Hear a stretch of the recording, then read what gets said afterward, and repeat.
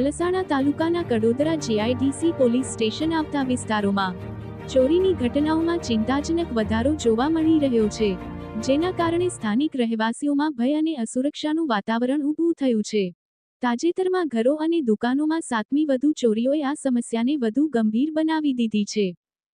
સૌથી તાજેતરનો કિસ્સો કડોદરાની હરિધામ સોસાયટીનો છે, જ્યાં એક દુકાનનું શટર તોડી ચોરી કરતા ચોરોનો વિડીયો વાયરલ થયો છે.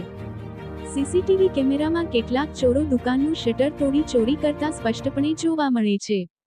આ સંદર્ભમાં કડોદરા પોલીસ સ્ટેશનમાં ફરિયાદ નોંધાઈ છે અને પોલીસ આગળની કાર્યવાહી કરી રહી છે. જે આ કોઈ એકલ દોકલ ઘટના નથી.